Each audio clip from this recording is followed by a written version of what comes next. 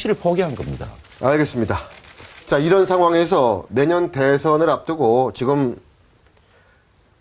다른 기존의 대권 주자들은 이런 와중에서도 큰 표현이 어떨지 모르겠습니다만 큰 재미를 못 보고 있는데 지금 엄청나게 뜬 사람이 있으니 이재명 성남시장입니다. 지금 화면 보시면은 오늘 나온 한 여론조사에서 드디어 이제 반기문 유엔 사무총장까지 제치고 2위로 올라섰습니다. 문재인 23.8, 이재명 17.2, 반기문 15.2입니다.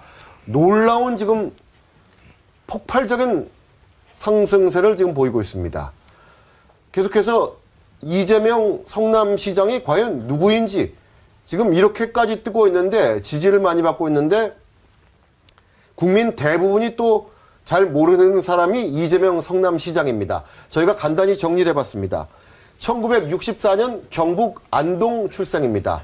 우리 허용범 여기 나와 있는 허용범 전 대변인과 고향이 같습니다. 나이도 같아요. 나이도 같고 예. 경북 안동 출생이고 중고등학교를 검정고시를 거쳐서 중앙대 법대를 졸업한 뒤에 사법시험에 합격했습니다. 그래서 변호사 활동을 하면서 시민운동을 많이 했고 성남참여연대 집행위원장도 지냈습니다. 경기도 성남시장을 아시는 대로 지금 재선을 하고 있습니다. 지금 아마 저 이재명 성남시장의 프로필을 보시면서 아, 저런 사람이었구나. 기본적으로 저런 사람이었구나. 이렇게 새롭게 아시는 분들도 시청자 여러분들 중에 아마 대부분일 겁니다. 그 정도로 정말 베일의 거의 중앙부대에서는 알 수 없는 분이 갑자기 지금 지지율 거의 20%까지 올라갔는데 간단히 좀 이재명 성남시장은 정책을 중심으로 좀 설명을 해 주시죠. 어떤 분인지.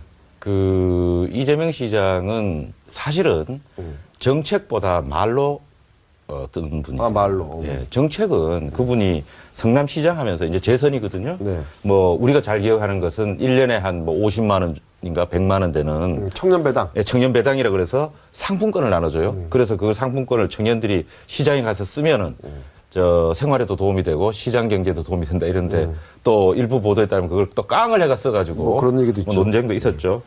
그 다음에 이제 무상 산후조리도 추진하고 학생들에게 교복을 무상으로 사주고 그렇죠. 지원해줬다고 그러죠. 이런 것들인데 사실은 이분이 그것 때문에 뜬 건 아니에요.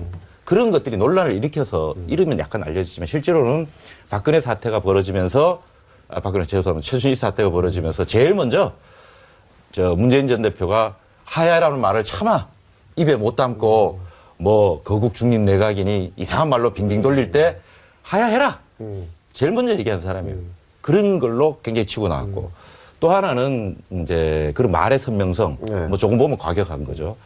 두 번째는 이분이 노무현 대통령하고 대단히 유사한 그래요. 캐릭터를 갖고 느낌이 있어요. 비슷해요. 네. 대단히 유사한 캐릭터를 갖고 있기 때문에 지금 노무현 대통령이 영화라든지 이런 걸로 무슨 우리나라 역대 최고의 대통령처럼 추앙받는 측면이 있잖아요. 네. 이분이 안동인데 예산이라는 아주 시골에 자라갔고 초등학교만 나가고 중고등학교 나와서 그 고향에서는 몰라요. 아. 중고등학교를 검정고시로 안동에서는 허용범 전 대변인이 제일 유명하지 않습니까?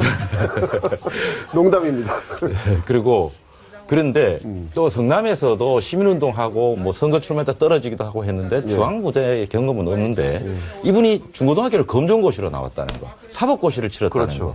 그다음에 중앙정치와 언어와 별개로 굉장히 운동권적 언어를 사용해가지고 굉장히 선명하게 얘기한다는 거. 그다음에 또 하나는 SNS에 아주 대가라는 그렇죠. 거. 모든 소통을 SNS로 하면서 젊은 사람이라든지 이런 야권 지지 성향, 특히 노무현을 이제 대통령을 좋아하는 그런 분들의 지지를 많이 얻는 굉장히 유사하죠. 물론 틀린 점도 있습니다. 자, 여기서 이재명 성남시장의 성향을 볼 수 있는 대목 잠깐 화면으로 보시겠습니다. 대한민국 사회에서 청년들은 이미 역사상 가장 어려운 취약계층이 되고 말았습니다. 기성세대도 그렇게 생각합니다.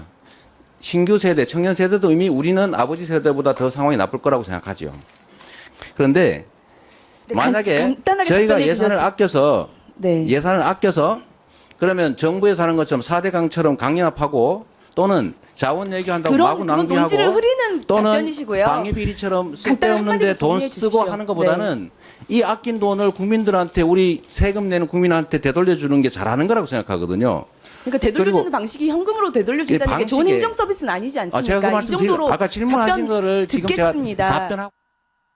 자, 이재명 성남시장 정책이나 성향 어떻게 보십니까? 제가 볼 때는 일단은 이재명 시장은 운이 좀 좋은 게 성남시장입니다. 네. 성남시는 아시다시피 분당이 있습니다. 그렇죠. 그 재정 자립도나 이런 면에서 상당히 그렇죠. 이제 돈의 여유가 기초단체장 중에서 괜찮은 데고 또 이분은 보면 아까 우리 이야기했지만 SNS 정치를 참 잘합니다. 그러니까 우리가 비판할 때 뭐냐면 자 자치단체장들은 좀 제발 좀 지역 발전을 위해서 일을 해라 그러는데 지금 뭐 새누리당 광역단체장들도 보면 중앙정치 발언을 계속 하지 않습니까? 그런데 다들 광역자치단체장들입니다. 지사, 도지사나 서울시장이나 이런 분들인데 이재명 시장은 성남시장인데 발언을 계속 해온 겁니다. 그렇죠. 이런 분들 몇 안 되거든요. 그런데 제가 지적하고 싶은 것은 그럼에도 불구하고 저분은요.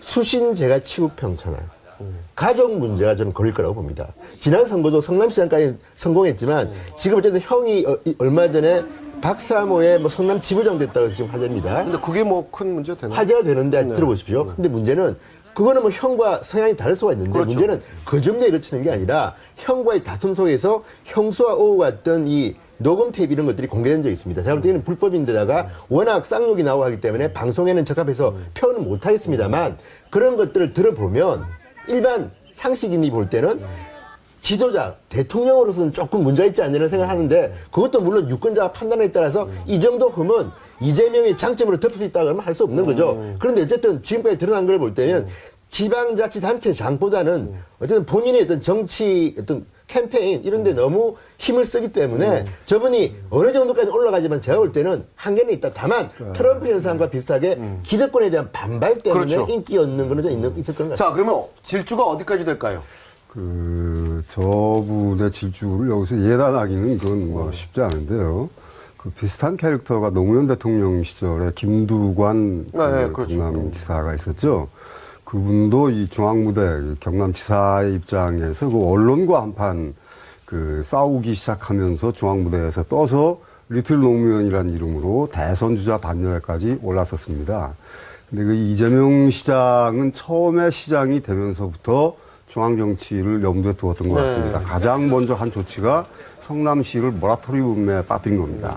그 얘기는 뭐냐면 성남시가 상당히 재정이 튼튼함에도 불구하고 이재명 시장은 법을 공부하고 그 중앙정부와 그 지방정부 사이에 그 예산을 주고받으면서 생기는 묘한 그 틈바구니를 딱 찾아내서 그것을 중앙무대에 이슈화시키는 겁니다. 그리고 그 다음에 이재명 시장이 여기 세월호 옆에 와가지고 단식농성을 한 적이 있습니다. 그 단식농성의 주제가 뭐였냐면은 누리과정 예산을 중앙정부와 지방정부가 주고받는 과정에서의 그 갈등에서 나머지 그 교육감이나 아니면 지방자치단체장들이 말로 할 때 이 사람이 와서 단식농성을 했어요.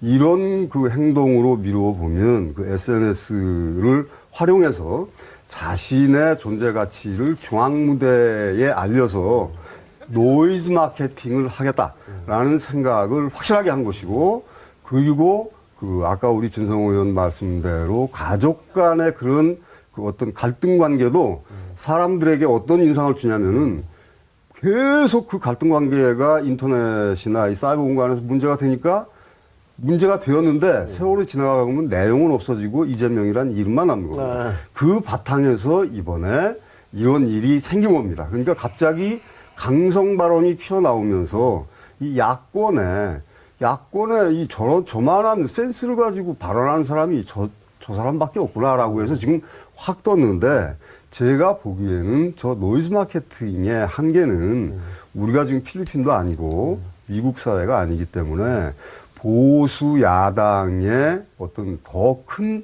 그 정치인으로 크기 위해서는 그 허리, 그러니까 이 밑바닥이 굉장히 허약한 측면을 말하지 않을 수가 없거든요. 그래서 저는 그 이를테면은 지금 뭐 예단하기는 어렵지만 지금 단순한 어떤 그 인기 투표거든요. 저희 지금 그렇죠. 지금 인기 투표고 인지도 조사인 겁니다. 그래서 인지도는 올라갔을지 모르지만 그게 지지도화 하려면은 이재명의 특별한 어떤 그 재주가 보이지 않으면 저는 오래 갈 것으로 보지는 않습니다. 제가 짧게 한마디만 긍정적인 측면을 좀 이야기하면요.